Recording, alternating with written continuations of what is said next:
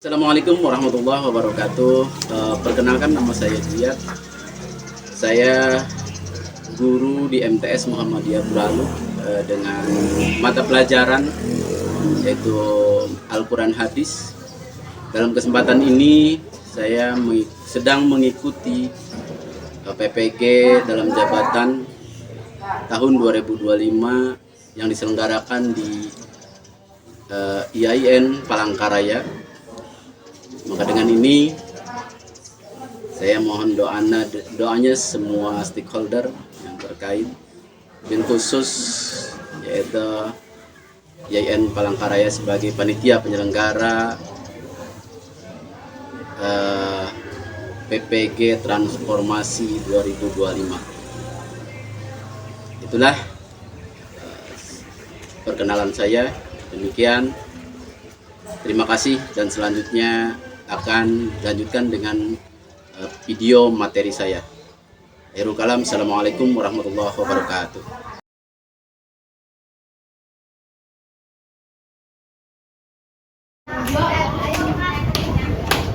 Assalamualaikum warahmatullahi wabarakatuh. Waalaikumsalam warahmatullahi wabarakatuh. Sehat? Sehat. Alhamdulillah. Allah Akbar. Terima kasih ya. Pagi hari ini saya ucapkan terima kasih kepada kalian semua, yang mana pagi hari ini seperti biasa kita melaksanakan kegiatan pembelajaran kita, kemudian aktivitas dan rutinitas kita setiap hari ya. Jadi siswa harus selalu semangat ya, harus selalu semangat untuk belajar dengan sungguh-sungguh ya. Artinya pembelajaran ini akan menjadi bekal untuk kalian semua ya, karena ilmu itu akan mudah dibawa kemanapun, dan dengan ilmu itu akan selalu kita dimudahkan ya, berikan jalan yang terbaik karena dengan ilmu. Maka dari itu pagi hari ini, sebelum kita belajar atau sebelum kita melaksanakan kegiatan ya pembelajaran kita,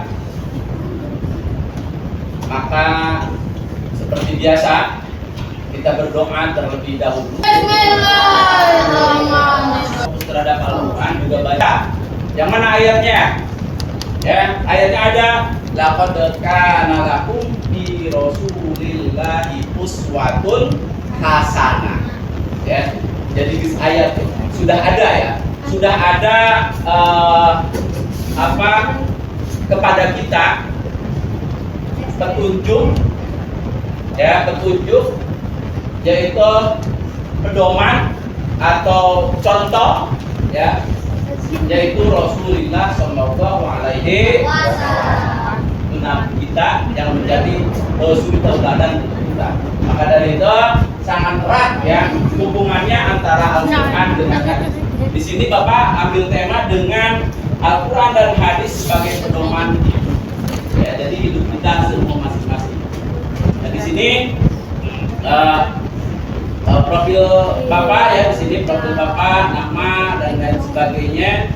Terus di sini Al-Quran hadis pedoman hidupku. Nah, di sini Al-Quran hadis pedoman hidupku. Al-Quran ya. Al-Quran dan hadis pedoman hidupku. Di sini dijelaskan yang mana yang menjadi pedoman, yang menjadikan wahyu dan sunnah sebagai petunjuk dalam kehidupan. Jadi Al-Quran dan hadis itu petunjuk bagi kehidupan ya. Dan selanjutnya sini ada pendahuluan. Terus Al-Quran dan hadis adalah sumber utama ajaran Islam. Ya, yang pertama yaitu menjadi petunjuk hidup bagi umat manusia ya, agar mencapai kebahagiaan dunia dan akhirat. Jadi ketika kita ingin keberhasilan di dunia dan di akhirat ya, ingin ada keberhasilan, ketenangan jiwa dan lain sebagainya, itu harus mempedomani Al-Quran dan Al-Hadis. Karena banyak ayat-ayat yang menerangkan tentang itu itu tentang dua poin itu. Taruh fikum amro ini kitab Allah wa sunnatu Rasulillah. Ya, jadi dua kitab itu, kitab Al-Qur'an dan sunnah Nabi, yaitu yang disebut Al-Hadis. Ya, di sini kitab suci umat Islam yang diturunkan ya kepada Nabi Muhammad melalui malaikat Jibril. Ya. Dan selanjutnya yaitu pengertian Al-Quran hadis. Pengertian Al-Quran hadis. Di sini hadis segala perkataan, perbuatan, ketetapan dan persetujuan Nabi Muhammad, yaitu yang disebut hadis. Hadis memperjelas, menafsirkan dan melengkapi ajaran Al-Quran. Karena Al-Quran itu poin. Nah, artinya Al-Quran itu punya poin-poinnya saja.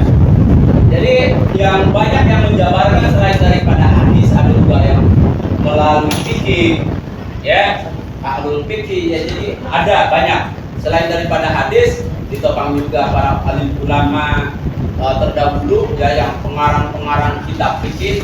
Selain daripada hadis juga ada yang disebut fikih. Nah, di sini hadis yang erat hubungannya dengan Al-Quran. Karena kalau kita berbicara tentang hadis itu banyak. Ada hadis dhaif, ada hadis qudsi, ada dan lain sebagainya. Karena hadis itu bermacam-macam. Ya, bermacam-macam. Yang disebut hadis itu yang sampai sanadnya terhadap Rasulullah, terhadap keterangan-keterangan Rasul. Itu yang dianggap hadis, ya, yang sanadnya sampai terhadap Nabi atau berkaitan dengan Al-Quran. Nah, di sini selanjutnya yaitu fungsi Al-Quran dan hadis. Apa sih fungsinya Al-Quran dan hadis?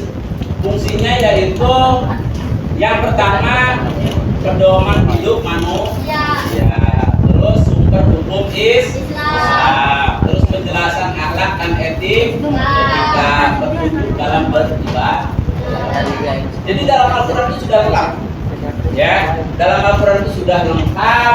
Di sini menjadi pedoman hidup manusia. Kita manusia bukan? Kalian manusia bukan? Ya. Makanya kalau kita merasa manusia, ya, manusia itu harus memiliki sumber hukum terhadap Al-Quran dan memiliki akhlak dan etika. Setelah itu baru kita bisa mempraktikkan dalam Islam, yaitu beribadah kita Allah terhadap ya. Jadi kenapa disebut pedoman hidup bagi manusia itu namanya Al-Quran? Karena Al-Quran sumber segalanya. Ketika kita mau hidup ada kesuksesan di dunia, kesuksesan di akhirat, ya, tentu kita harus memperdomani Al-Quran. Karena petunjuk yang nyata, petunjuk yang sangat jelas. Selanjutnya, contoh ajaran Al-Quran dan hadis. Di sini diterapkan yaitu kejujuran, ya, kejujuran dalam hak bagi manusia lainnya. Ini juga hadisnya, hadis diriwayat oleh Ahmad. Hadis diriwayat Ahmad menjelaskan kepada kita yang berkaitan dengan ayat itu. Jadi hidup itu sederhana, sederhana hidup itu. Ketika kita bisa melakukan dan bisa menjadi manfaat diri kita terhadap sesama yang lain, ya, diri kita ini bermanfaat untuk yang lain, itu luar biasa. Kalau tidak salah keterangannya, khairun nas anfa'ahum linnas. Jadi sebaik-baik manusia itu bermanfaat untuk manusia yang lainnya, ya. Jadi kita hidup itu sederhana.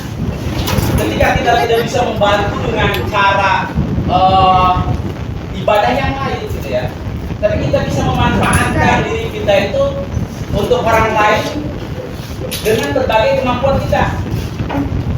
Dengan berbagai kemampuan kita. Umpamanya contoh, ya, kita tidak bisa bersedekah dengan membantu dengan mal atau dengan harta atau dengan uang kita.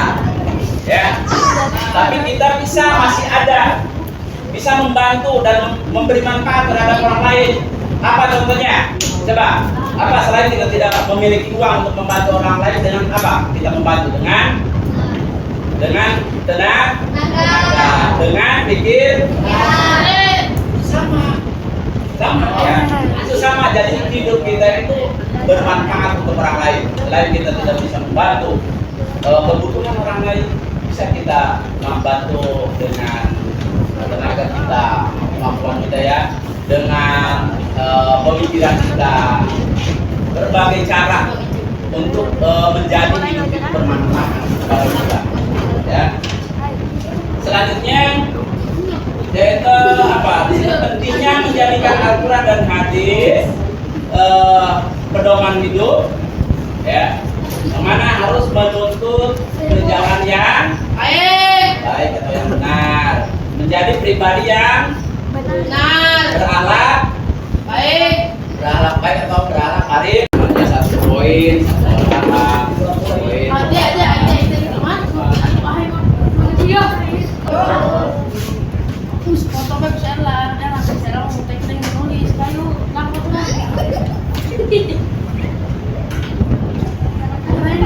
Sabar ya.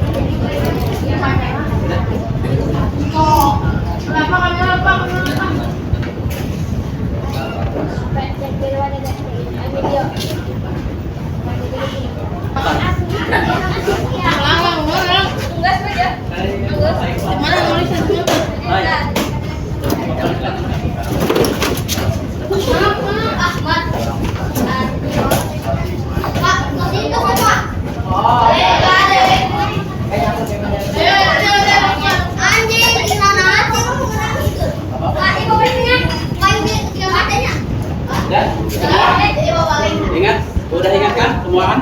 Ya, nanti Bapak sebutkan. Dan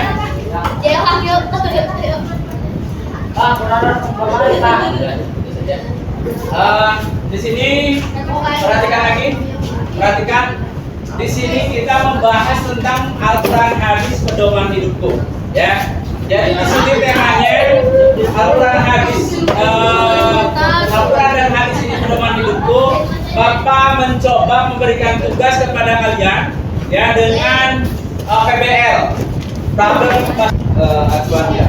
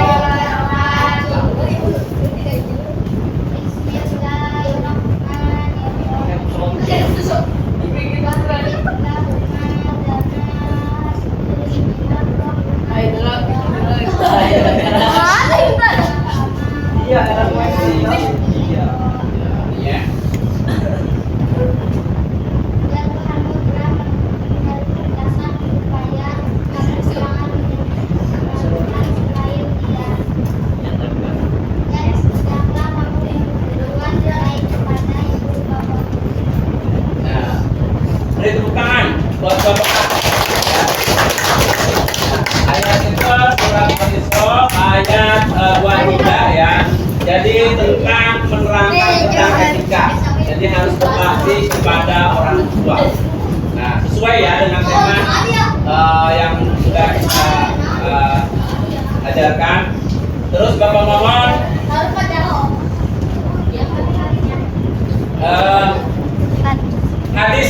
hadis yang contoh hadis ya. Contoh hadis tadi yang dikerjakan hadis tentang kelompok B untuk menyampaikan arti hadis. Arti hadis tadi silakan mau baca. Silakan jelaskan arti hadisnya yang berkaitan berkenaan dengan yang tema kita ambil. Silakan. Siapa yang mau baca? Silakan. Silakan.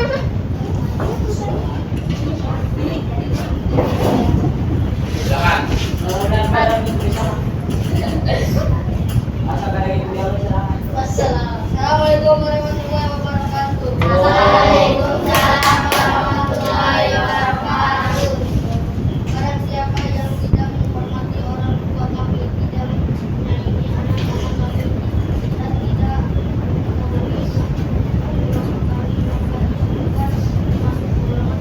memenuhi ayat 4.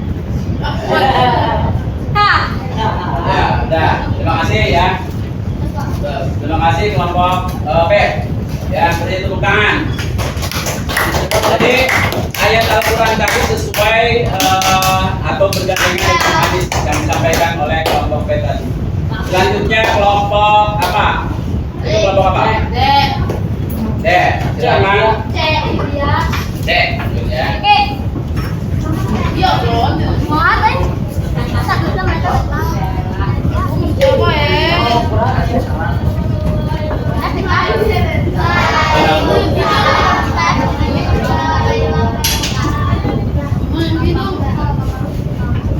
Jadi di sini pakai speaker ya Pak.